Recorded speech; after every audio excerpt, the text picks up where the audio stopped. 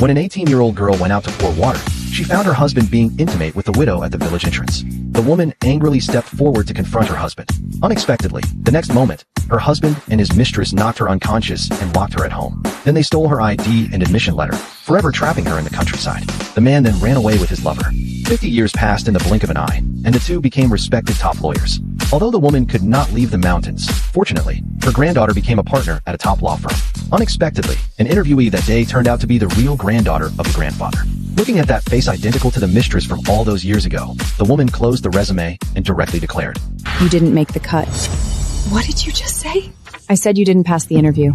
Claire, she's the national mock trial champion, and she's published 3 articles in top law journals. She's a good find. A rare find, even. Academia is not enough to impress me. This job requires integrity and grit. As for who you're related to, doesn't help you do the job. Please leave. You're the first person who's dumb enough to say no to me. I'll make sure my grandfather hears about this, which means you'll be finished in the New York legal scene.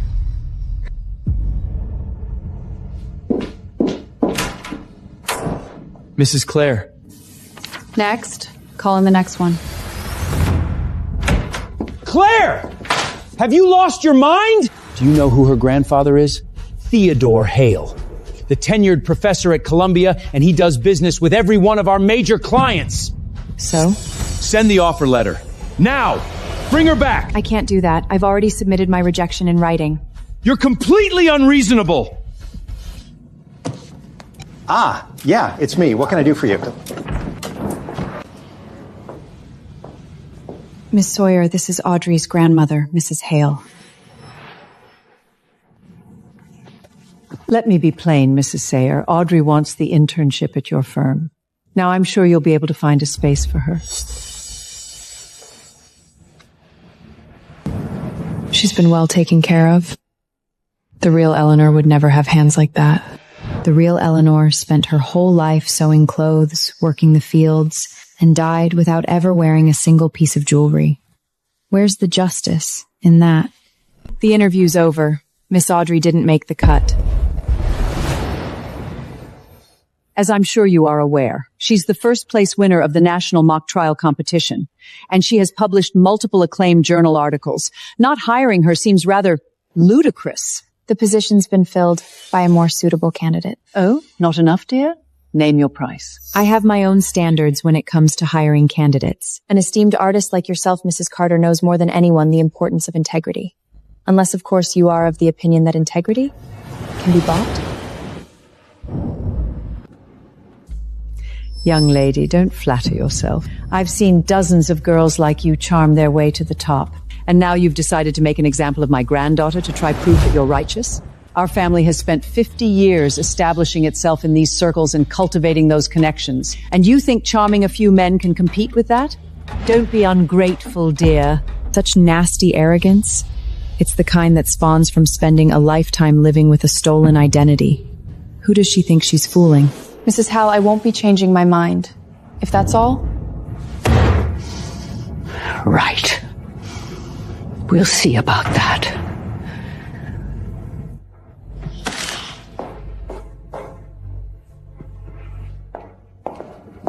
Claire! Who do you think you are?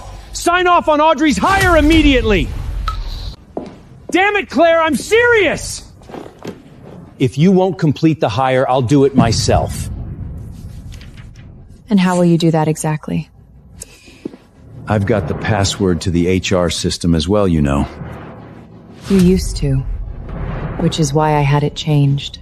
Have you lost your mind? One word from Theodore Hale and half the firm's major clients could walk. Can you live with that?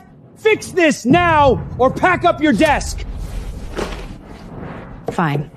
I'll call Professor Hale myself. You'd better mean it.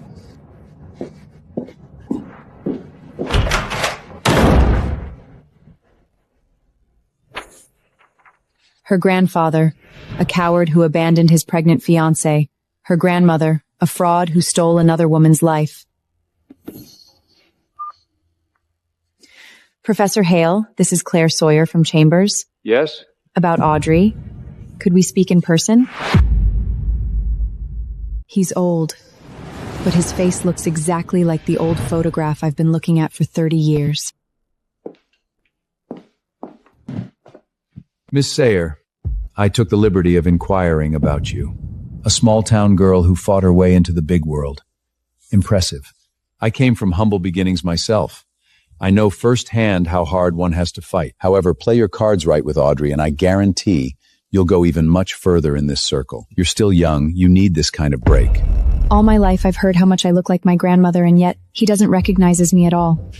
Professor Hale, when you say you've fought so hard, I can't help but wonder how many people you stepped on to get to the top. So, what do you want, exactly? Money? Power? Spit it out. Theodore.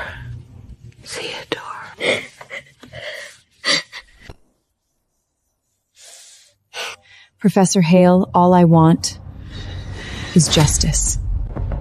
Justice? Before coming here today, I sent the final hiring list to HR. Audrey was not on it. Ungrateful girl. Do you have any idea what an opportunity it was for you that I agreed to meet with you? You don't have what it takes to stand in my granddaughter's way. Don't get mad just yet. I've got a much bigger gift waiting for you all. You mentioned that Theodore Hale's granddaughter applied for the internship. Is it true? She did, but I turned her down. Turned her down? Theodore Hale is a titan in the legal world. Aren't you afraid he'll come after you? I met him earlier today.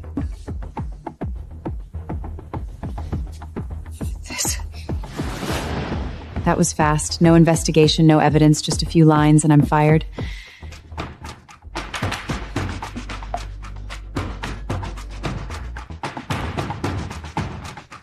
Maybe it's better to give in. You worked so hard to get where you are today. Just as I suspected. This restitution is 50 years overdue. It's time it was paid back. Click the link below to watch the full series.